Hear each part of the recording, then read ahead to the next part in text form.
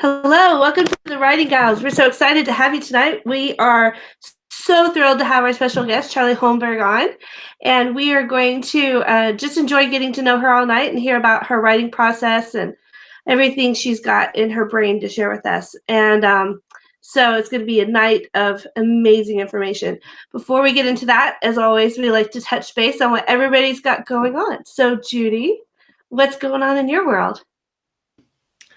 So earlier this week, I got my book back from my editor, and so I set it up for like a super short pre-order of 4 days, just because I wanted to get it set up because this is going to be a kind of different launch than what I usually do.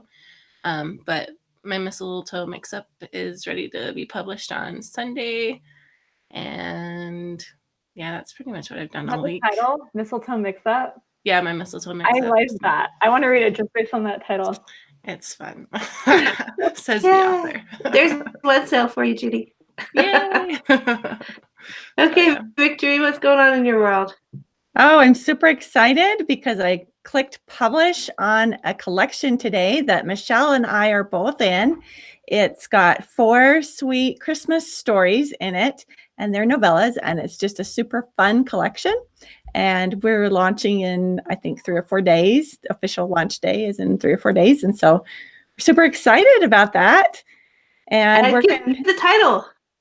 Oh, yes, it is Love, Snow. No, wait. Yes, you're right. Love, Snow, and Mistletoe. I'm going to say it wrong. We got a lot of mistletoe going on around here. Yes, Love, Snow, and Mistletoe. And it's super cute and super excited for that one. And I'm also finishing up my other Christmas novel. It's might be a little longer than I wanted it to be because I'm not yet to the separation point, to the dark moment yet. So it's kind of dragging on a little bit. So we'll see how long that gets, and hopefully that'll be published beginning of December. So super excited about that as well. Awesome. Good job. All right, Charlie, tell us what you're doing. We can see some of it behind you on the wall. I'm not doing that yet. That's on hold. Okay, so that's a kind of a hot mess question. Right now, like today, I'm editing a book called Spellbreaker, which hopefully I will shop next year because it won't be done before publishing closes. Deep Magic's first anthology just came out. So that happened. I'm working on a secret project with Caitlin McFarland. That hopefully something will happen there. She's just teasing us now. Secret projects. I'm waiting to get dev edits back from my editor for the 3rd book in my Numina. That's how you say it. Numina. I know how to say my own series. And I'm going to have to turn those around by Christmas, I'm sure. I'm super excited for that. I think that's it. Time to stock up on the Dr. Pepper or something. Oh yeah, I'm more of a Coke girl myself. Oh yeah. Oh, we could get a whole debate going on that. Okay, so that's awesome. We're gonna have to keep our ears tuned to see what all those exciting things end up being.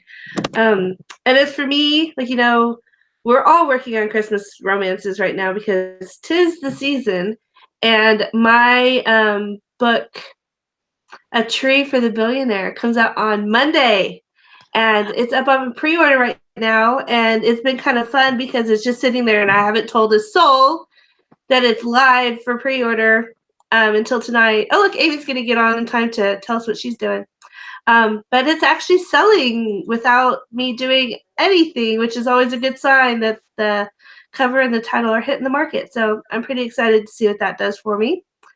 And I'm working on Sugar Plums and the theme for the night, Mistletoe, which will be published December 12th. And we're all ready for some Christmas sales to come in.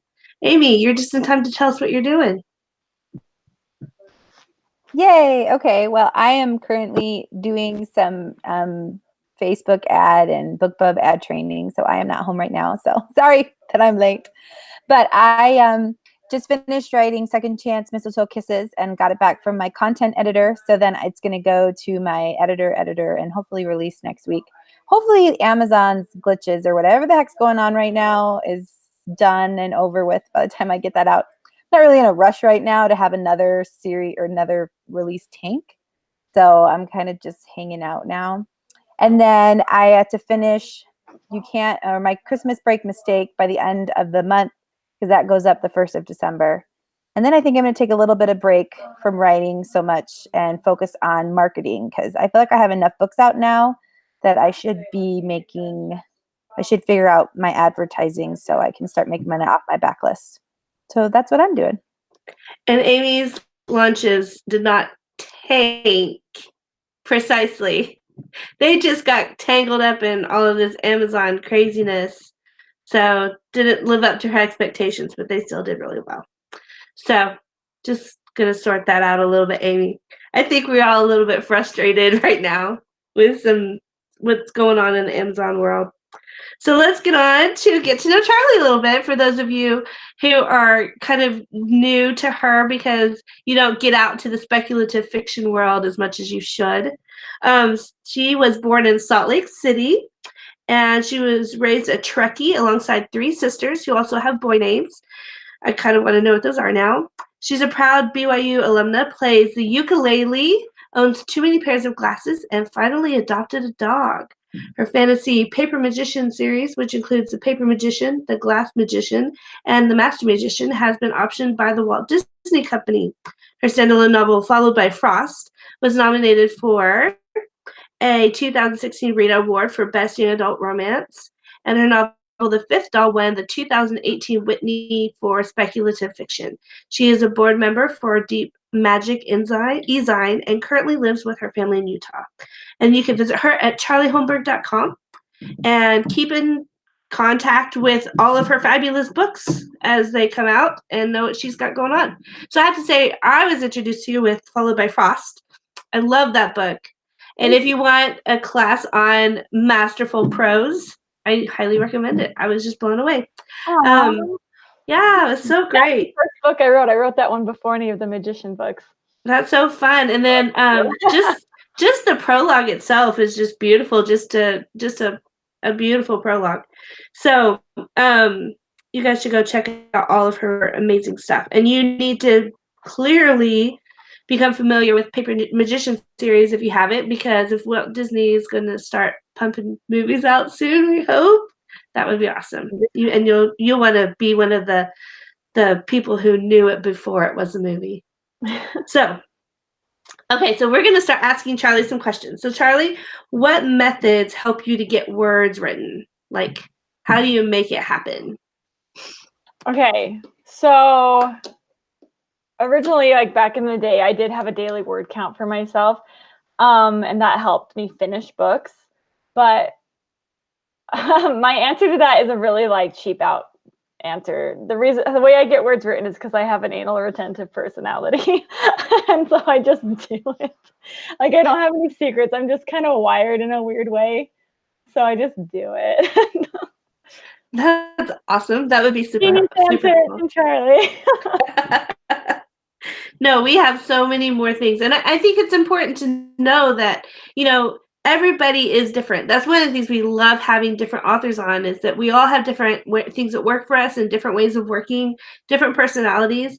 And that's what makes it, so helpful to have everybody on.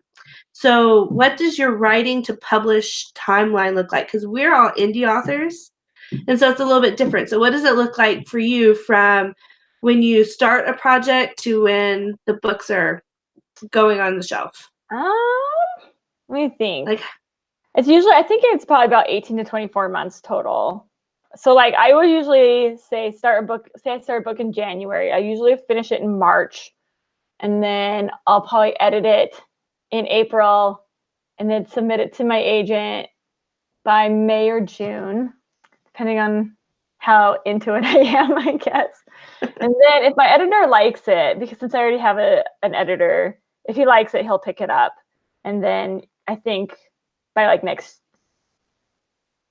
2 Januaries from then, so a year and a half after that, it'll get published. So I think that's usually about the average. If my editor doesn't like it, it either goes into a dumpster fire or I have to find some other outlet for it. So this year, actually, for the first time, I actually used an indie press for one of my books, because it's a very niche book, and my editor wasn't into it. And we tried to sub it to a few small presses, and it didn't pass. And so I ended up going with Near Press to get that one published. And it was actually a really good experience. And then I have a couple others that are just in the slow shopping around stage. And so those ones are taking a much longer timeline. Yeah. And you mentioned earlier that the publishing industry has timelines for when it's looking for things to publish for their next year's schedule or the year after that schedule. So you kind of have to plan when you're actually sending things to them a little bit. No, just do it. You just do it. I'll let them figure that out. So what is your favorite part of the process? Oh, that's a hard question. Because like I really like all of it. Really. Like I like drafting, I like revising, but then depending on when you talk to me, like right now revising is stupid because I just had to do so much of it in such a short period of time that I'm a little burnt out. But like I like having the book be done, so I like revisions. But also if I've already revised it and then I'm told I have to revise it more, I kind of break as a human being. So like I like all of it. Like I don't hate any of it. The only part I hate is waiting. Because like even after like traditional publishing, like even after a year like over the fence, you still wait for everything. So yeah, I mean, but generally, I mean, it's all good. Like I tell people I have the fakest job ever because like I really like it and I get paid too much money to do it. That's so funny. And I totally agree. It's like the seasons. I always prefer this next season rather than the one that I'm currently in. So right now I'm really excited for really cold winter days and getting kind of sick of this fall weather where it can't make up its mind what it's going to do every single day. Yeah. I kind of like that with books. Like I'll have a book come out and I'm really excited about it for a couple of days and I just forget about it. And so I'm really bad at like self-marketing sometimes. But that's so fun. Well, thanks. I think Victorine is going to ask next questions for you. Sure. And the next question is, do you mind telling us about your experience working with an Amazon imprint? Yeah, I really like working with Amazon. Like really the only downside to it is that a lot of bookstores don't like Amazon because Amazon's their big competitor. And so I've had, sometimes it's hard to get into bookstores. Like I'm in, like I know like at least one Barnes & Noble in Utah that I'm in and like one mom and pop shop, but it's hard to get in. And I've had some issues there. But otherwise, it's really great because Amazon, they publish faster than most traditional publishing houses do. So that's really nice. Their pay scale is really nice. Like their royalties are a little bit higher and I get paid every month instead of every 6 months. Oh, so that's nice. Yeah, so being the breadwinner, that helps a lot for budgeting, because I couldn't imagine just getting paid a huge chunk and then having to like work out how that's going to happen over half a year. So that's a really great thing. They always like will hear my input because a lot of traditional publishers, you don't get any input on like the cover and stuff. And I always get some input there and they do a really good job with the covers. Like I've been very happy with them and like they own Goodreads now. So that's kind of like great, so I get some good marketing too. But yeah, like really the only gripe I have with Amazon is that it is hard to get into traditional bookstores. But yeah, that makes total sense. So did you get an agent first and then get published through Amazon? Or because I know John Wheeler, what's his first name? Jeff Wheeler. Yeah, he was picked up by Amazon's imprint. Yes, yeah, he was. Yeah, Jeff still doesn't have an agent because he's smarter than me and he knows how stuff works. I am not an intelligent person. And so I need somebody to do all the math and stuff for me. And someone hands me a contract. I'm like, nope, I'm not reading this. So yeah, I sound great. I went to college. It's fine. But yes, I did get an agent first. Totally get that. All right, Judy, are you next? Yeah. Okay. So since you are traditionally published, do you like study the market very closely or do you just kind of let your publisher do a lot of that for you? Not super. I mean, I read a lot. And so like, I kind of know what's going on. Honestly, the biggest dips and such in trends I get from my agent. She likes to keep us up to date on that. Actually, like recently, I have a book that we want to shop, and it's been kind of dead because like paranormal fiction hasn't been selling as well, but it is starting to come back. So I'm like, yay, maybe we can sell. But I mean, I don't go out of my way, admittedly. So I'm just going to have a really long answer to this. So there's two schools of thought, right? That I call the David Farland School of Thought and the Brandon Sanderson School of Thought. So the David Farland School of Thought is that you write to the market. And the Brandon Sanderson thought is just write what you love. So writing to market is really great, assuming like if you're indie or if you already have like your agent and your editor and everything set up that you can publish fast, because otherwise by the time you get something published, the market has changed. But that's writing to the market and trying to capitalize on what's popular to make money. Whereas the Sanderson School of Thought is like, just write what you love, because if you love it, someone else will love it too. And I tend to lean towards the Brandon Sanderson School of Thought. Like if I have a weird idea, like I'll just write that idea and then cross my fingers, you know, because it doesn't always work out. But usually, I mean, it's okay. Like, so there you go. The end. Yeah, that's cool. Yeah, I find myself like I try to write to market, but I'm lucky that my writing to market is also something that I love. So, well, like when you're doing romance, it's like write to market. It's Christmas time. Super easy, right? Yeah. Write a Christmas one. Yeah, it works out pretty well. And Amy, do you have the next question? I actually have two questions. One is, maybe you guys talked about this before I got on, but is that your next book you're plotting behind you on your wall? This is the sequel to the book I am revising while I wait for my dev edits to come in for a different book. So It's not like I was saying before we got on, it's not done. You can see gaps in it. But this will be the sequel to a book that maybe hopefully I'll sell next year. That's cool. It's cool to get like a glimpse into how you like plot out books and that kind of stuff. It's differently than other people. Oh wait, no, they're not. Usually I pink ones are romance though. The pink one's the girl's point of view. Oh, cool. Things happening in that book. And I'm excited. That's awesome. And then I tried the Post-it note plotting thing for a while, and I have a small house and no office. So my husband got tired of Post-it notes all over the kitchen wall. Oh, and I was like, moving them around or adding his own like plot line into the story. That's what he should have done. Oh my God. Add notes to it. So my kids actually go in and they will type things into my manuscript.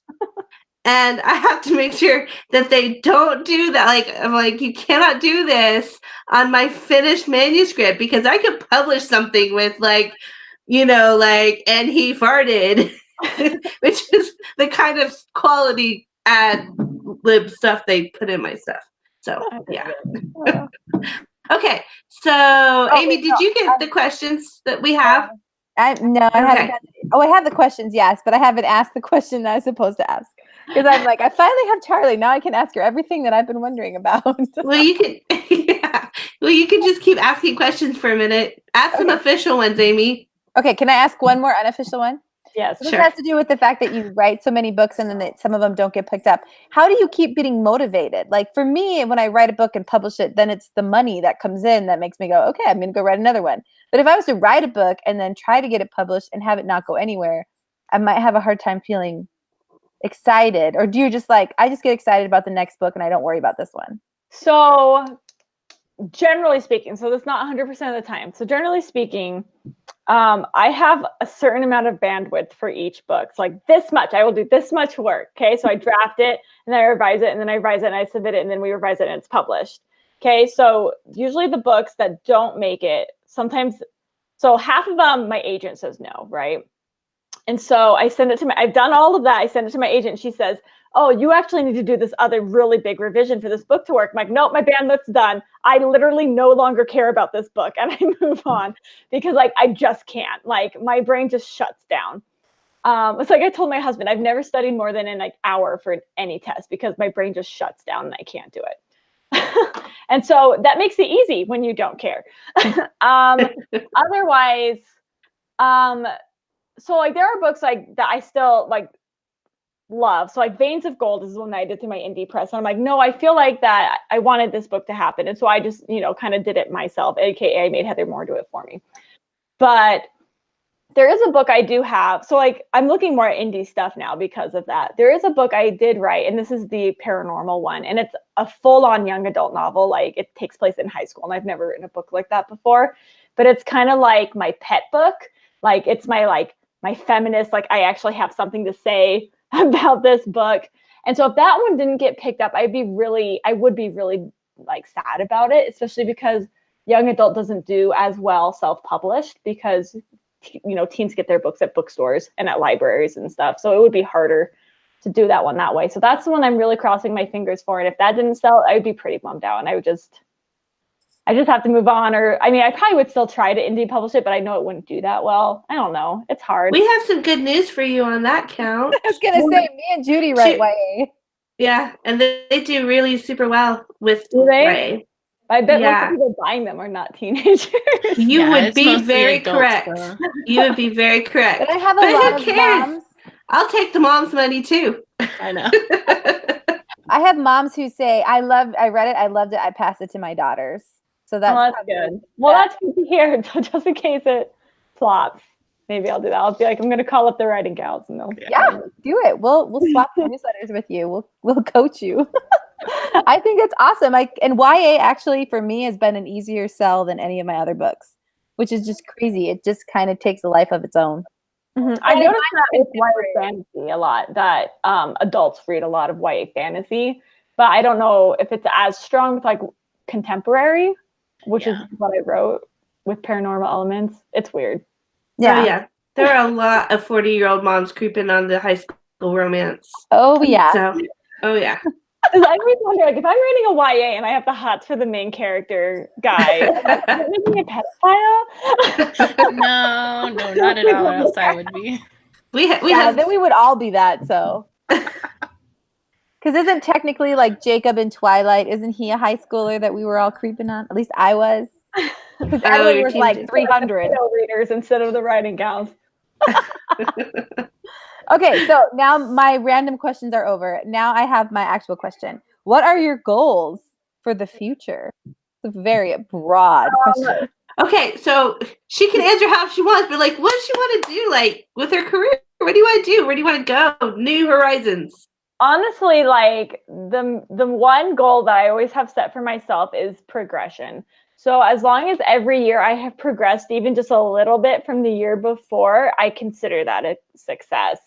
My biggest fear is to start regressing, whether that's like in talent or in like prolificacy, if that's a word, or in sales. Like I just don't want to regress. So as long as I'm progressing, I'm happy. I mean, I could say like, oh, my goal is to have a movie, but I don't have control over whether or not somebody makes a movie of my books. So it really is just to continue to grow, like as a writer. That's just my main goal.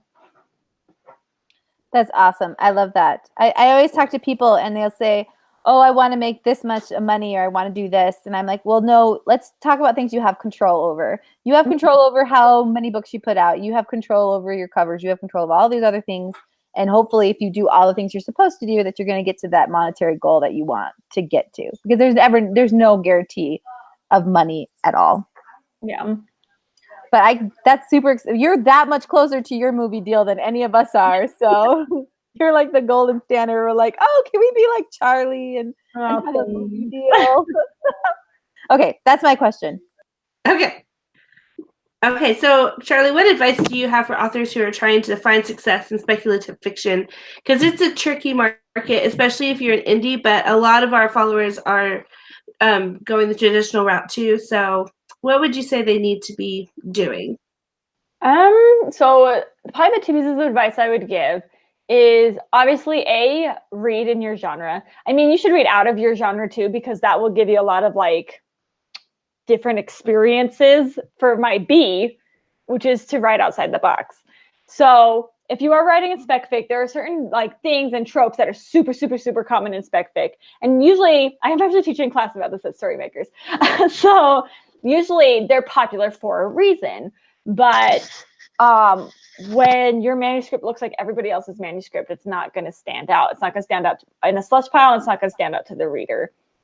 So I just admonish people, just like think outside the box. I've gotten to be like a slush pile reader through Deep Magic e-zine, through a BYU e-zine I was on, and then through Pitch Wars. I did Pitch Wars for 3 years. And it's amazing because like you go through like all these submissions, and it's not that you don't reject people necessarily because the writing is bad, because usually the prose is fine in most of the submissions. It's just that they're all writing what sounds like the same story. Like I think the first year I did, I think 60% of my submissions were supernatural crime fighting. And it's just like, I was surprised. I always thought people got rejected because the writing wasn't good. But it's like, no, everybody's writing about the same things. And so that's definitely what I would tell people to do. It's like, have some kind of strong element that is different, that will make you stand out from other people competing with you for that, spot on the bookshelf. That is a great answer. Thank you so much. And you mentioned your class at Storymakers. So you're also teaching an intensive called Smooching 101? It's not an intensive, but it will be intense. Oh, I thought I saw that was an intensive. Well, that sounds like the perfect class for us, because we actually just did a podcast about writing kissing scenes. So, really? Yes. It's so information and put it in my class. Yeah, so all of us that make it the Storymakers this year will try and get a front row seat. So do it. Yeah. Okay, I gotta pull my questions back up. Okay, so Victory? Yes. You want to ask her? All right. How do you manage your personal life and your writing life and meshing those together? So my husband helps make a lot of things possible. Bless his heart. Hold on, I think I'm going to burp. I have to see if it's going to happen. Maybe not. Okay, that's awkward. Sorry. So he helps a lot. So he is a stay-at-home dad right now, and he works a lot for our family business. And though he's going to start doing some other freelancing stuff soon, but he will watch the kids while I write in the mornings. Because like I mentioned earlier, I think this was off camera, but I'm really smart in the mornings and really dumb at night. So you guys are getting dumb Charlie right now. But so I was writing in the mornings, and he will watch the kids so I can get all my writing done, which is super sweet. And also it super sucks right now because he just had surgery and can't do it. Oh no. Which is also why I'm really tired, because I'm like a single mother right now. But like he really is like instrumental in that. And then honestly, like, so this is something I just always tell people. It's like, how do you get all these books done? I have no other talents or hobbies whatsoever.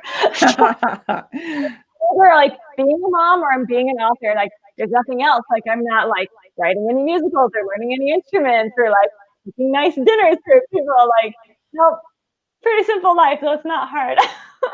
I don't work hard. I don't, there you go. I love it. That's great. All right. We're having too much fun tonight. This should be illegal. You're literally like me though, Charlie. Like that's me. My husband works from home, and so he's like, now that my career makes more than his, it's like now I'm like, well, I should probably take like precedence over yours. So he's like doing dishes, and he's cooking and cleaning, and he's like, wow, I have a lot of respect for moms that stay home now and stuff like that, because I'm like, you spend all day cleaning, and then in a minute your kids trash it, and it's all over. It's like me and my husband always joke. It's like you don't clean to make your house look nice. You clean to maintain a certain level of mess. Exactly. Yeah, my husband is a stay-at-home dad too, so that is fun. So we have questions from our viewers, and your teeth are really white. I'm just gonna say that. Sorry, what did you say? Your teeth are really white. You have nice teeth. Okay, so Jocelyn asks, she said, I'd love to know if you have any kind of strategy for tapping into an audience who reads clean fantasy, especially since they're not as easy to find as clean contemporary romance readers. Do I have a strategy personally? Not really. I have a reputation for writing clean fantasy, which helps. So that's just been built up with my brand since book one. They do exist. They tend to all be like Christian or Muslim. So they also tend to be the more quiet ones on social media. So you think they're not there, but they are. But I mean, Deep Magic e-zine is clean fantasy. It's clean fantasy and science fiction. And I mean, we have a readership, so they're out there. They're just, I mean, you can't just like pick them off like, you know, you can. I don't even know where I'm going with this. They're just quiet. They're there. They're just like this, you know. But they're there. They're watching. They just don't talk as much, I've noticed. Anyway, I don't know. That's just been kind of my experience, is that they're just not the loud ones, but they are there and they are reading and they want what you have. Awesome. So do you do any of your own marketing? I know Amazon, obviously, if you're going to be with an imprint, all of us are Amazon exclusive because we know how big of a, you know, silverback gorilla it is. So do they have you do any types of marketing for your books, or is it just, here's my book, go sell it for me? They don't have me do anything, but I do a little bit. So, I mean, I always stay really active on social media, especially Instagram, because that's kind of where my age range audience is. So I do that. And I do run social media ads sometimes. We just ran a big one for Veins of Gold, because Veins of Gold is not the silverback gorilla beast. So we got to do my first like actual Facebook ad. So I always like would do promoted posts. We actually got to put together our first Facebook ads, and I was really proud of one of them. If I had it on my phone, I would just pull it up for you. But do you guys know Jennifer Moore? So she's like a historical romance writer, and she's so awesome because my husband came up with this idea. It wasn't even me. And she arranged it all for me for free, because I was like, my husband said, wouldn't it be funny if we had some big, scary biker dude reading your book and we said everyone needs a little romance? And so I mentioned this on Facebook, and Jenny Moore is like, oh, that's the guy my sister's dating. Like, and so she and her sister happens to be a photographer. And so they set up this whole photo shoot. And so I had this ad of this, like, the backside of this big tattooed biker guy with my book in his back pocket. And it was amazing. But yes, I do some, that's like tangent. I do some. No, but now I need to know how that ad did for you. Because I think you can click on it and see. I don't know. I haven't done it yet. That's my husband's stuff. He's in charge of that. But marketing. He's supposed to be. I mean, I won't let anybody else do my social media stuff, because I always want to be genuine. But yeah, so I do a little bit. But I mean, obviously, all the big hitting stuff is done by my publisher, which is great. But then also like I want to take some of Elena Johnson's marketing classes, or like there's like all this crazy stuff you can do with like Insta freebie and newsletters. But when you are traditionally published, like, and I can't control the prices of my books, I can't do those things. Mm-hmm. So, you know, it's a balance. Yeah. So Amy's actually teaching a class at Storymakers on Facebook ads. So I think we've announced your Storymakers class. And I was like, I should take that class. I didn't even know it was you. That is me. Yes, I have some experience in it. I'm kind of freaking out a little and being like, okay, I should probably have more experience, but don't say that. I have really a ton experience. Average. Like, I wrote this talk this morning. It's like, don't say that. Just fool people. They don't know. I am a genius when it comes to Facebook ads. So I think the hardest is finding audiences for Sweet and Clean. How did you find audience for this book that you have? Yeah, I would actually disagree with that. I think there are a ton of Sweet romance readers, a ton of them. Because here's my problem. Let me tell you, because I like the romance that's right in the middle, right? Where it's like, oh, what are they doing? But then I don't have to like talk to Jesus afterwards and repent. That's my kind of romance. But they're so freaking hard to find. That's what I need. I need somebody to market an official medium, because if you go spicy, it's always like, oh, here are my nipples. But if you go clean, it's just like, oh, we'll touch hands at the end. Right. Oh, no, we get pretty steamy with our kisses. Like we go. That's decent at least. I'm just saying finding your audience on Facebook, because you can't market to anybody who's sweet or sweet and clean authors. So the clean and wholesome category on Amazon is really dominated by indie authors, and Facebook doesn't let you use indie authors to set up your audience on their ads, so it makes it really difficult. I literally did my first Facebook ad like 3 weeks ago. So no advice. You guys should advise me, not me. You should tell me about, like, in a month, you should email me your numbers. I'd be interested to see what they look like, because If you send me an email, my email is my to-do list. Send me an email and I will do that. Oh, you and Yeah. Victorine are like twin sisters then. my stuff gets lost in my emails. I'm more of a Facebook messenger. Message me on Facebook and I'll figure it out. Okay. We're devolving into like a total chat thing, which is so much fun. But I'm moderating, so I should probably make us get back to the questions. Oh. Okay, Who's next? so Amy? Ellie Keating says, what? She's amazing. I love her. Aww, thank you. Magic Sweet, Magic Bitter was all of the dreams come true, and the Magician series was just lovely. Advice on how she creates such vivid and realistic magical societies and rules without driving herself crazy with what ifs. Whenever I drift into magical realism or fantasy territory, I get overwhelmed with the need to know every possible situation and how magic applies to it in my realm. Does she have this problem too and plot massively to combat it, or does she create single rules and then just write and change and then edit as she goes? Ooh. Yes. So, okay. So when I'm brainstorming, I set up my rules, right? So my world building is like, here are the specific rules of magic. Like, I know exactly how my magic system works and everything before I ever start writing. And I usually have some ideas of its effect on world building, but a lot of the world building, I kind of discovery, right? So it's like, well, I know it's going to affect this and this and this. But then as I'm writing, I'm like, oh, wouldn't it affect this?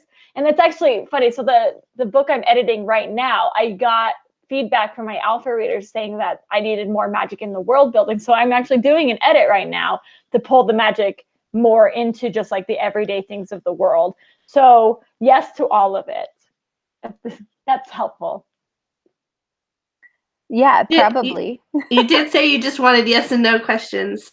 Yeah, there you go. Yes. So it's back around to me. Janine Hawkins wants to know if you have a process for developing your plot.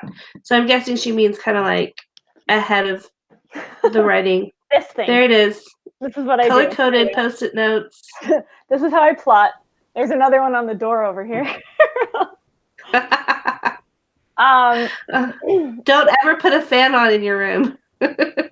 No, they're actually all taped to the wall because the Post-it glue doesn't hold. They'll fall off, and they'll be like, what do I really go then? Then your book will have massive plot twists. Like, yeah, randomly. Oh, the characters now time traveling. I do kind of like Save the Cat on Crack. So I read I'm sure most people have heard about Save the Cat. Save the Cat by Blake Snyder is a screenwriting book, but a lot of its principles pertain to writing novels as well. And so I read that book, and the first book I wrote after reading Save the Cat was The Paper Magician. So it works, apparently. But the way I do it now, like, I don't follow his formula exactly. As you can see, this is not 4 straight rows. So, but from doing the Save the Cat enough, I kind of have gotten like general story structure in my head. So I just kind of like BS it, you know? Like, the line breaks on here because I run out of space. It's not because like that means anything.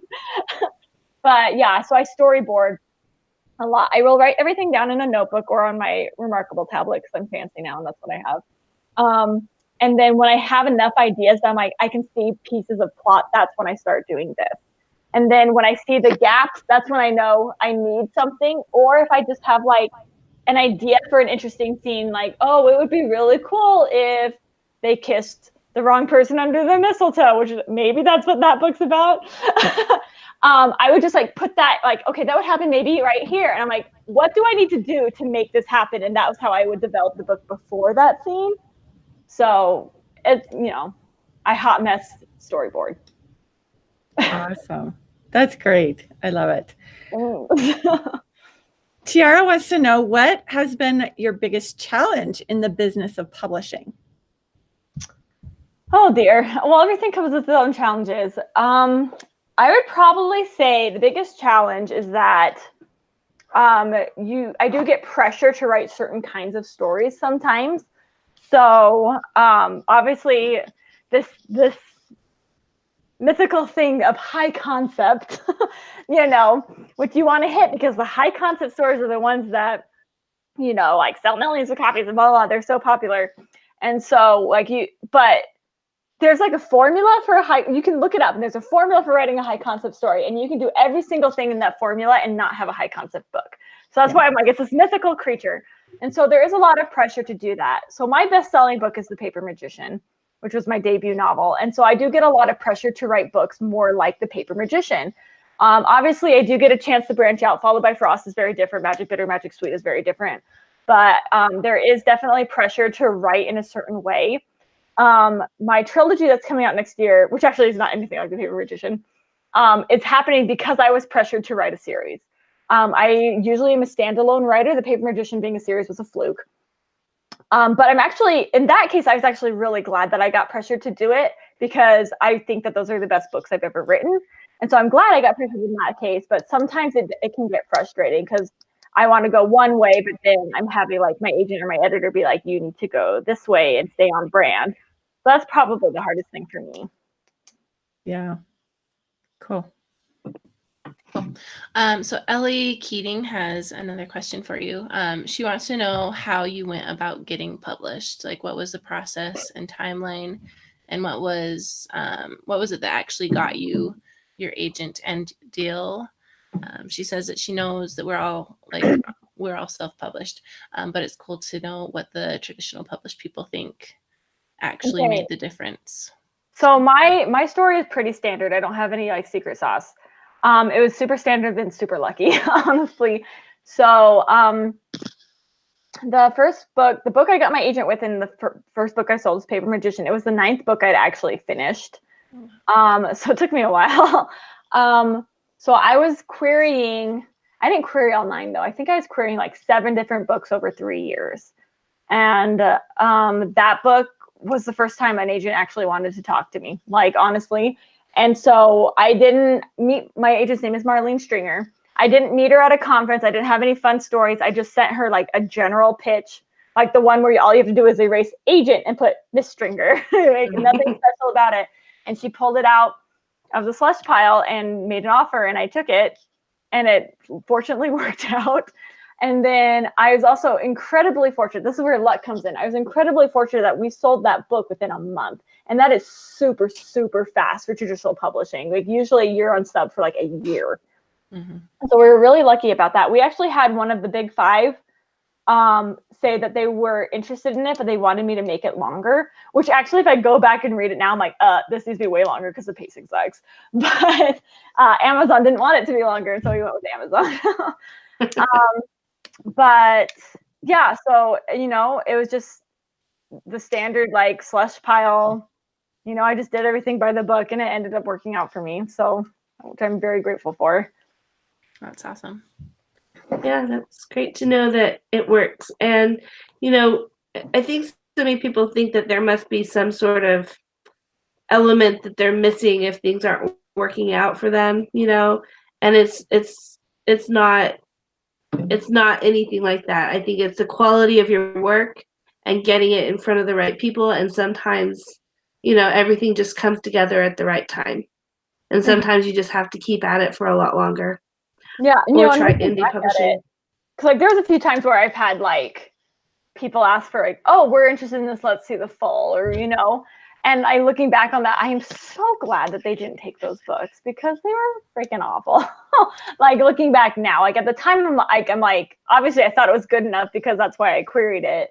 But yeah, so things happen for a reason. Well, and I also love that you didn't say, okay, I've written my first book and I'm going to spend the next 10 years trying to sell this first book. I think a lot of people get hung up there. Oh, yeah. And again, I don't understand, because like I said, like I don't have the attention span to do something like that, so I don't know how other people do. I have a friend who has written a book that she has like majorly overhauled at least 4 times. And I'm just like, I can't do it. Like, it just pains me. I don't understand. That's how I was with my first 2 books. I just read them so many times. Yeah. And if I finally learned to just keep Well, if going. it worked for Tolkien, right? Yeah. All right. So, Victor, do we have some YouTube questions for tonight? We do have one. Steve McGuire wants to know, how do you feel your English degree helped you the most in becoming an author? That name sounds really familiar to me. Okay, so I usually tell people like the English degrees are worthless because they kind of are. But I say that, but if I had majored in something different, I'm sure things would have changed because it does help you to critically think. It does, they always say like your first million words are garbage, and if you major in English, you're going to write a lot of garbage words that you can get out ahead of time. So, I mean, it does help you read outside your genre. It did help me critically think. I did take creative writing classes because of it. So I know it made me like a stronger writer. But my advice to people always is, so like I majored in English because I thought if I want to be a writer, I have to major in English, which is not true. If you want to be a writer, and unless you like really are passionate about dissecting books that were written 200 years ago, don't major in English. Especially because it's really hard to get published and get to the point where you are making enough money that you don't have to have a day job. It's really hard to get to that point. And so you need to have a day job, and you need to have a day job that you like. So my day job was that I was an editor, a technical editor. I didn't edit fun things. And so my minor was in editing, and that was my job. So my recommendation to people, if they are in school, is to major either in something else that you really, really love. So for some weird reason you like math, major in accounting and have that be your day job until you can break in. Or I would major in something that relates to the kind of books that you want to write. So if you really want to write thrillers, consider majoring in criminology. If you want to, if I were to do it again, I would probably major in history, maybe anthropology, even though history is also a useless degree. But because I like writing like high fantasy, I feel like history would be really beneficial for writing something like that. So did my English degree help? Yes. Can I tell you exactly how? No. And I generally don't recommend English degrees for people who want to write. Though I think an English minor could be beneficial. And I think that if you struggle with writing in general, then an English degree could be good. But it's also really hard to get a job with an English degree. So, like, I literally had to take a class about jobs for English degrees because nobody knows what to do with you. So, I think that's a good answer. Yeah, I totally agree with you. No, you took some of Brendan Sanderson's classes, didn't you? Was that part of your English degree, or was that just separate? It was part of my emphasis. So my emphasis was in creative writing, and some places you can get a creative writing degree. I went to BYU and they didn't have one, though now they have a publishing degree, which I would have loved to have taken then.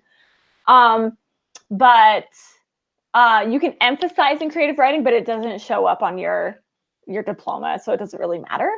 But yes, I did take his creative writing class my very last semester at BYU, and it was very good. I am very happy that I took it, especially before it like exploded, and now he has like a whole auditorium.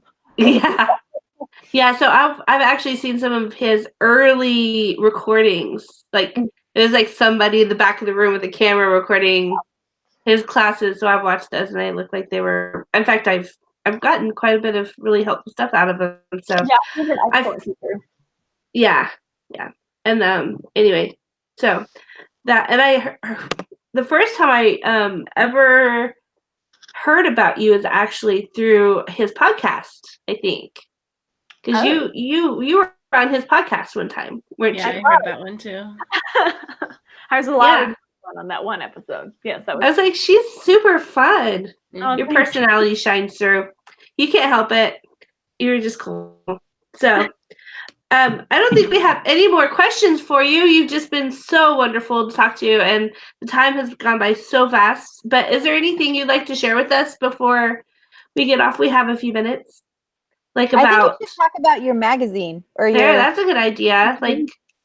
Like if anybody, I know when I took your class at Storymakers last year, you were talking about if people wanted to submit what you look for, and Oh, and yeah. also, like, you did a great job of talking about like what causes you to turn away a first, like, a submission. I think that would be really cool to listen to, because I think it Well- applies not only to trad, but it applies to indie, because your readers are your editors or your agents, because they're looking at your first chapter, and if they don't like it, they're just going to stop reading it and move on. Yeah, well, with short stories, I mean, short stories you can, like, go through them like that. Usually within the first page, like, I know if it's a keeper or not. A lot of times, like, the writing just isn't that great, or there was one that we really wanted to have work, especially because it was like an LGBT story and we wanted more of those. But I was just like, what are you talking about? Like, I could not follow it to save my life.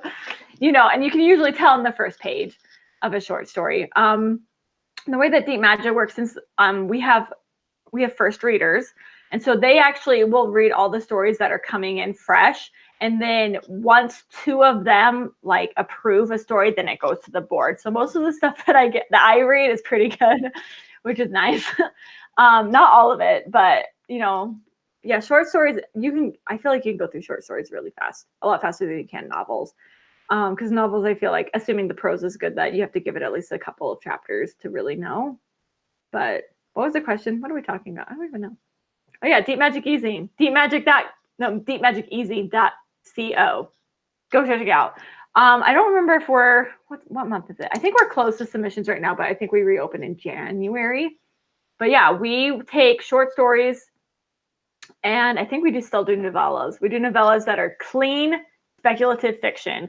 So you can't have any swearing, any like super big violence, or like, I was about to say a bad word, and I'm like, don't say it, Charlie, or like body parts hanging out. So it has to be clean. We have our standards, I think, written on the website. But yeah, we are a professional rate magazine, so we pay professional pay. I don't remember how much it is per word because that's Brendan's job. But I believe we open up submissions in January, and we publish 4 times a year. And our anthology just came out, and it's dragging, trying to eat somebody on the cover. I'm tired. How you guys doing? Do you remember the title of your anthology so people can find it? Anthology 1. Clever. There you go. That's awesome. Okay, sounds great. We appreciate so much having the opportunity to talk to you tonight, Charlie. It's been so much fun. I can't even tell our listeners, like, we're just having a blast with her. We're kind of having a hard time being professional here because she's so much fun. But we want you guys to know for sure that we're not going to be having our podcast next week because it's going to be Thanksgiving. And so we're going to skip, and then the next time we come on, I don't have a date because I would be like really cool if I knew what the date was. Anybody? Okay. Thanksgiving is the 22nd. Is that right? So it would be the 29th. Am I cool? Did I get it? You are cool. You got it. That never happens. I don't even know what day of the week it is most of the time. Okay, so on the 29th, we're going to have a podcast about critique groups. And we're specifically going to show you how we function as a critique group. And we're still trying to figure out exactly how we're going to do that. But it's going to involve us reading writing that is not super awesome necessarily and telling each other how we can fix it and make it better. So we've had a lot of people say that they'd really like to see how to improve their critiquing skills and build a good group. So we are going to do that. And we don't know how it's going to go, but we're going to give it a shot. So thank you guys for being here tonight. We hope that if you've enjoyed the podcast that you will subscribe and give us a thumbs up if you've enjoyed the podcast tonight. And thanks for staying up late.